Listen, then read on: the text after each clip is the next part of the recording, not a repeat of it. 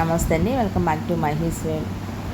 ఆషాఢం వచ్చింది కదండి. ఆషాఢం అనగానే మన అందరికీ గుర్తొచ్చేది గోరింటాకు. నేను మా టెర్రస్ గార్డెన్ ఉన్న గోరింటాకు వస్తున్నానండి. ఇది విత్తనాలు వేస్తే వచ్చింది, చాలా బాగా పండుతుంది. అసలు వర్షాలు లేవు కదండి, చిగుళ్ళు సరిగ్గా రాలేదు, చిన్న చిన్న ఆకుగా ఉంది. ఈ చిన్న చిన్న ఆకు కొయ్యటం కష్టంగా ఉండి నేను కొమ్మలు తుంచేస్తున్నాను. ఇలా కొమ్మలు తుంచితే శ్రావణం నాటికి బాగా చిగుళ్ళు వస్తాయని చూస్తున్నానండి. గోరింటాకు అంటే తెలిసిందే కదండి, గౌరీ ఇంట ఆకు.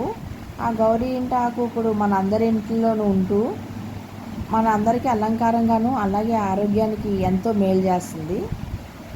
మనం ఈ గోరింటాకు చలువ చేస్తుంది, కాళ్ళకి పెట్టుకుంటే వేడి లేకుండా ఉంటుంది అంటారు, వేడి లాగేస్తుందంట అరికాళ్ళలో పెట్టుకుంటే. అలాగే దీన్ని చాలామంది హెన్నాగా పెడతారు కదండి. అలా హెన్నాగా పెడితే జుట్టు కాపర్ కలర్ వస్తుంది కదా, అలా కాకుండా మంచి కొబ్బరి నూనె తీసుకుని ఈ గోరింటాకు కరివేపాకు రెండు వేసి బాగా మరిగించి వడకట్టి మనం జుట్టుకి అప్లై చేస్తే జుట్టు బాగా ఆరోగ్యంగా పెరుగుతుందండి. ఇది కూడా నేను గోరింటాకు అంతా కొమ్మలు విరిచి పక్కన పెట్టాను. అలాగే ఎలాగో పైకి వచ్చాను కదని చెప్పి మందార మొక్కలు మల్లె మొక్కలు ఉంటే కూడా కోసాను. ఇప్పుడు దీని అంతటినీ కిందకి తీసుకొచ్చేసానండి.